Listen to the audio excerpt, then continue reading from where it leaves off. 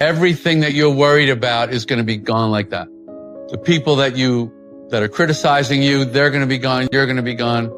Worry and concern over how are people viewing me? Someone said something bad about me and you get so upset about it is wasted time and energy. Marcus Aurelius says your only focus should be on getting better at what you're doing. Focus on what you're doing, get better at what you're doing. Everything else is a complete waste of time. People think of anxiety as something inside their head. That's not right. You're anxious when everything around you is coming apart. The anxiety is a reflection of that. Now, you can find yourself in situations where your physiological state or your psychological state makes you overreact to uncertainty in the environment. Generally, for example, when someone develops major depressive disorder, it's in the aftermath of something truly awful. Some things are up to us, some things are not up to us. What's not up to us. And then what? Focus entirely on what's up to you. That's what Stoicism is. Focusing on what's in your control, ignoring the rest. Does that mean you don't care about what's happening in the world? No, of course not. The Stoic doesn't despair that there are collective action problems. They just focus on what you can do about that problem instead of wasting time, energy, etc., bemoaning, wailing, trying impossible solutions. We focus on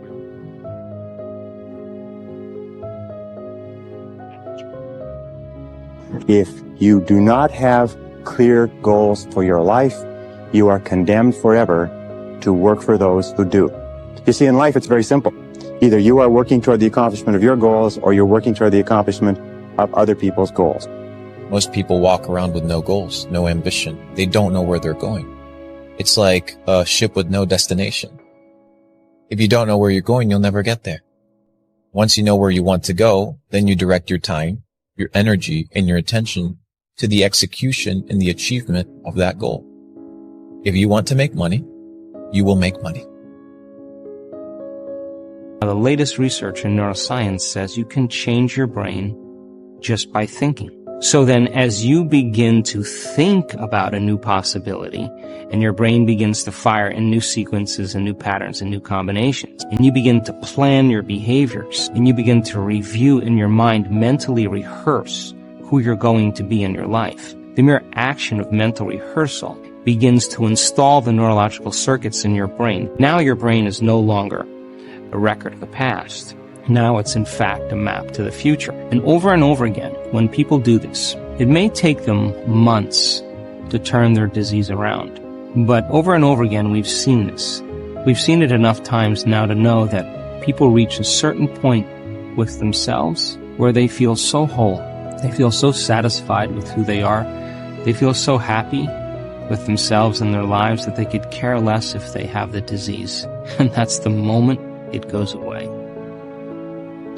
And if you're not thinking about your back pain, you're not thinking about your problems, you're not thinking about your coworkers, you're not thinking about all the errands you need to run, you're not thinking about your cell phone, if you're no longer activating those circuits in your brain, as you suppress this neocortex, the memory bank of your identity, you move from beta brainwave patterns to alpha brainwave patterns.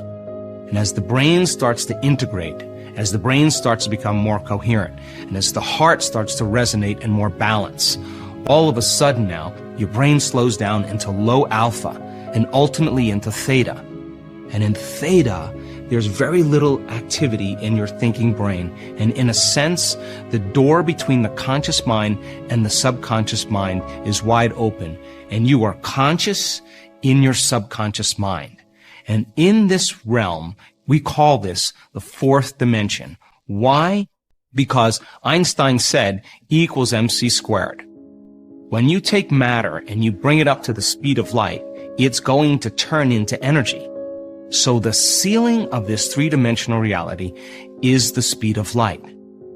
And when you become nobody, no one, no thing, no where, and no time, that's the moment you're no longer your body. That's the moment you're no longer your identity. Let me show you how drifting begins. A man builds belief for 21 days. He feels stronger. He begins to change. But then he says, I'm doing well. I'll take a night off. That night turns into 3. then a week, then a month. The momentum is lost. The voice of doubt returns.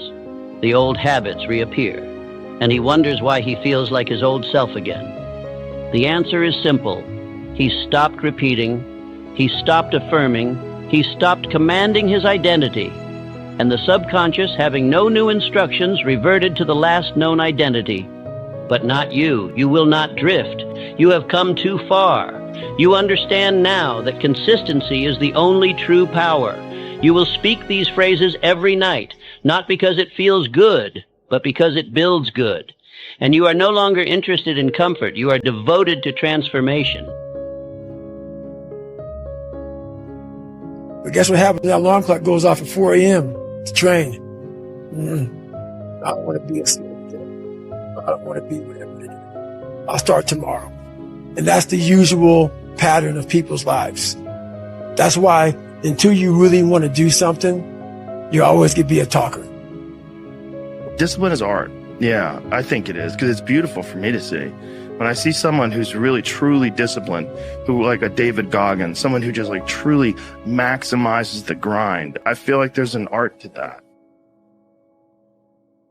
If you can't control your own mouth, then what can you control? You can't control your emotions. You can't control your behavior. It signals weakness and insecurity. Whereas talking less, you're not going to say something stupid. And then when you do speak, it's going to carry a lot of weight. Talking less creates an aura of power. It makes you look larger than you actually are. It makes people think he or she is mysterious. When you talk a lot, I don't know if you've noticed this, but people who talk a lot, there's something insecure about them. It seems like an unimportant law. It's actually extremely important to understand psychology, what gives the aura of power and what doesn't. What do you think Luciferian intellect? The Luciferian intellect is the intellect that wants to place itself in the highest position. And there's lots of people, smart people tend to be Luciferian because they think that their fundamental value is their intelligence. And they think that intelligence is the fundamental value. And then they're often very annoyed if they're very bright and the world doesn't lay itself out at their feet because they think, well, I'm so smart, everything should just be coming my way. Because they've prided themselves on that. It's like, well, and intellectual pride, well, that might be the cardinal sin. The Luciferian intellect is the intellect that wants to put itself in the highest position. It challenges God. That's what Satan is. That's what Lucifer is, literally, in the Miltonian story, is Lucifer is the spirit who attempts to usurp God.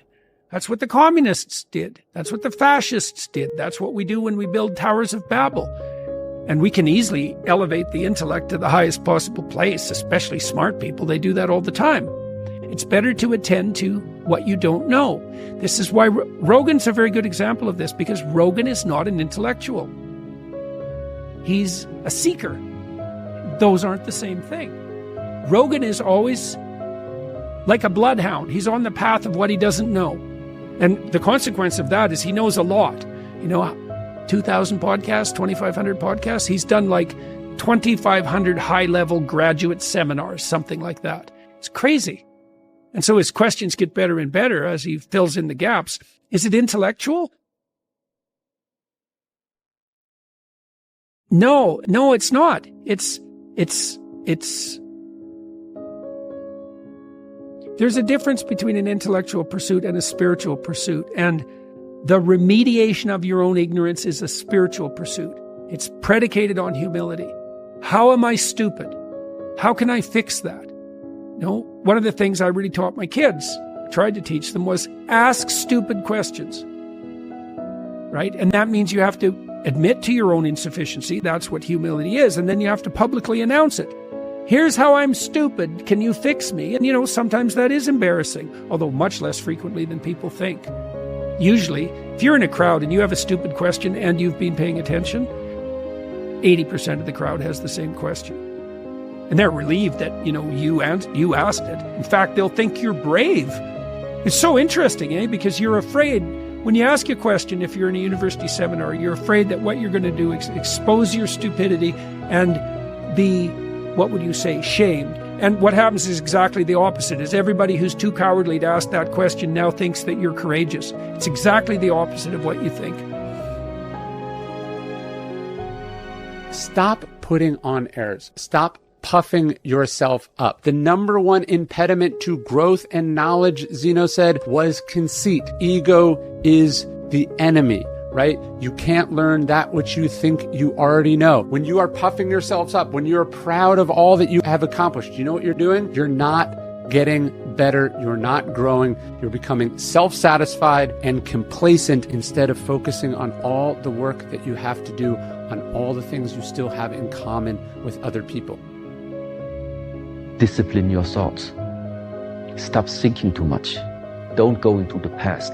Don't go into the future. Be in the present. Why? Because only then it's possible that the mind is free, the capacity is free, and now you can completely immerse into whatever you are doing. And this means you have a